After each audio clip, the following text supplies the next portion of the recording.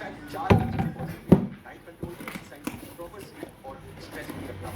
आखिरी 2 पॉइंट्स काफ़ी ऑब्वियस हैं, लेकिन अगर आपके अंदर प्रॉब्लम हो रही है अपने आप को स्ट्रेस फ्री रखने में और अपनी 8 घंटे की नींद रोज़ पूरी करने में, तो इसका मतलब है कि आप अपना टाइम सही से मैनेज नहीं कर पा रहे हैं। और ऐसे में आपको ज़रूरत है अपनी ज़िंदगी में सही टाइम मैनेजमेंट। यही चीज़ आपको सिखाने के लिए मैंने एक पूरा कोर्स बनाया है टाइम मैनेजमेंट और प्रोडक्टिविटी पर, ये वाला। खास बात ये कि इस कोर्स में मैं हैप्पीनेस पे बहुत फोकस करता हूँ। रोज़ सुबह 5 बजे उठना, दिन में 12-12 घंटे तक काम करना, मैं इस हसल कल्चर टाइम की एडवाइस के सख्त खिलाफ हूँ। इसलिए जो मेरा टाइम मैनेजमेंट कोर्स है, ना सिर्फ आपकी प्रोडक्टिविटी बढ़ाएगा, बल्कि आपकी ओवरऑल लाइफ सैटिस्फैक्शन भी बढ़ाएगा। तो स्टेप बाय स्टेप टेक्निक्स मैं आपको इस कोर्स में सिखाता हूँ, कब अपनी ज़िंदगी को इस्तेमाल करना है, इसकी मदद से मैं दुनिया घूमते-घूमते आपको रेगुलरली ये वीडियोस लाकर दे सकता हूँ। अभी जिन भी लोगों ने कोर्स लिया, हमने बहुत ही लाइफ चेंजिंग लगा है। स्क्रीन पर आप वीडियोस देख सकते हैं लोगों के। और आपने अगर अभी तक जॉइन नहीं किया तो ज़रूर जॉइन करके देखिए, क्योंकि आप एक ज़बरदस्त ट्रांसफॉर्मेशन देखेंगे अपनी ज़िंदगी में से।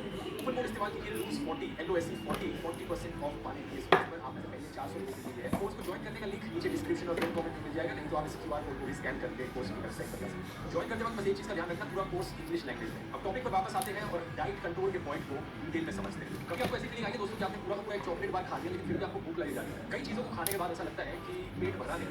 इसके पीछे कारण है सैटिस्फैक्शन इंडेक्स। बात कुछ ऐसी है कि कुछ टाइप का खाना ऐसा होता है जिसे खाकर पेट ज़्यादा भरा हुआ फील करता है, और कुछ टाइप का खाना ऐसा नहीं। 1995 में कुछ रिसर्चर्स ने 240 कैलोरी की सर्विंग टेस्ट करी 38 अलग-अलग प्रकार के खानों में। इन्होंने पाया कि बॉइल्ड पोटैटोस, आलू का सबसे ज़्यादा सैटिस्फैक्शन इंडेक्स होता है, 323% हो गया था आलू। कुछ और चीज़ें हैं जैसे कि pulses, high fibre foods, low fat dairy products, अंडे, नट्स, इन चीज़ों का भी इंडेक्स काफ़ी ज़्यादा हाई होता है। इसका मतलब ये है कि for the same amount of calories, अगर आप हाई सैटिस्फैक्शन वाले फूड आइटम्स खाओगे तो आपका पेट ज़्यादा भरा हुआ फील होगा, आपको भूख कम लगेगी, इवन तो नंबर ऑफ कैलोरीज सेम है। अब इसे सुनकर कुछ लोग कहेंगे कि चलो फिर मैं पूरे दिन ब्रेकफास्ट, लंच, डिनर में सिर्फ बॉइल्ड आलू खा लेता हूँ, ताकि कम से कम कैलोरीज हो सके दिन में और सबसे ज़्यादा पेट भरा हुआ लगे, तो सिर्फ आलू खाते रहता हूँ। लेकिन एक बार फिर से ये गलत अप्रोच होगा। थोड़ी बहुत चीज़ें ट्वीक करना इधर-उधर सही रहता है, लेकिन ओवरऑल बॉडी को एक न्यूट्रिशियस डाइट की ज़रूरत होती है। आपका मकसद है यहाँ पर हेल्दी वेट लॉस, यानी आपको मसल लूज़ नहीं करनी, आपको अपनी हेल्थ लूज़ नहीं करनी, सिर्फ वजन लूज़ करना। 6 अलग-अलग प्रकार के एसेंशियल न्यूट्रिएंट्स हैं जिनकी ज़रूरत बॉडी को होती है ऑप्टिमल फंक्शन के लिए। Proteins, carbohydrates, fats, vitamins, minerals और पानी। जब आप हेल्दी वेट लॉस डाइट पर होते हो, आपको प्रोटीन्स, विटामिन्स, मिनरल्स और वाटर की ज़रूरत होगी ही होगी। अब सवाल आता है फैट्स और कार्बोहाइड्रेट्स, इनका कई लोग अलग-अलग प्रकार के low fat, low carb diet suggest करते हैं। पहले कार्बोहाइड्रेट्स की बात करते हैं। कार्बोहाइड्रेट्स का शॉर्ट्स में कार्ब्स कहा जाए, इनका क्या रिलेशन है वेट लॉस के साथ? कार्ब्स से निकलने वाली शुगर बॉडी के लिए एक इंपॉर्टेंट सोर्स है एनर्जी।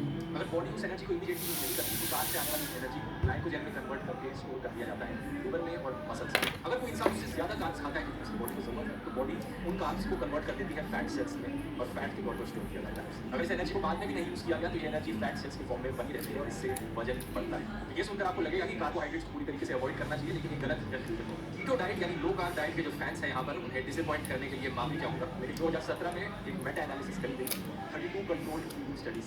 इन्होंने प्रोटीन और कैलोरीज की मात्रा को सेम रखा और ये देखा कि हाई कार्ब डाइट बेटर है या फिर लो कार्ब डाइट। और इस रिसर्च ने पाया कि वेट लॉस में कोई बेनिफिट नहीं है, चाहे आप हाई कार्ब डाइट खाओ चाहे लो कार्ब डाइट खाओ। वेट लॉस अल्टीमेटली सिर्फ कैलोरी डेफिसिट पर काम करता है, वही कैलोरी का जो बैलेंस मैंने शुरू में समझाया था। 2012 में स्वीडन की यूनिवर्सिटी में एक और स्टडी करी गई थी, ये कंपेयर करने के लिए लो फैट डाइट बेटर है या फिर लो कार्ब डाइट बेटर है। 2 साल तक इस स्टडी ने लोगों को मॉनिटर किया और सेम कंक्लूजन की स्टडी का भी आया। वेट लॉस का इन चीज़ों से कुछ लेना देना नहीं, सिर्फ और सिर्फ कैलोरीज यहाँ पर इंपॉर्टेंट है। अब यहाँ पर कुछ लोग हाई प्रोटीन डाइट पर भी चले जाते हैं वेट लूज करने के लिए, क्योंकि कुछ लोगों के मन में परसेप्शन होता है कि फैट्स या कार्ब्स खाएंगे तो वो हमारे फैट सेल्स में कन्वर्ट हो जाएंगे, बॉडी में वजन बढ़ेगा, लेकिन अगर प्रोटीन खाएंगे तो उससे सिर्फ मसल्स बढ़ेंगे। ये बात सच है कि प्रोटीन का यूजुअली इस्तेमाल किया जाता है मसल बिल्डिंग के लिए और मसल रिपेयरिंग के लिए। तो अगर आप ज़्यादा वेट ट्रेनिंग करते हो, ज़्यादा एक्सरसाइज करते हो, रेसलिंग करते हो, तो नेचुरली आपको ज़्यादा प्रोटीन की जरूरत होगी।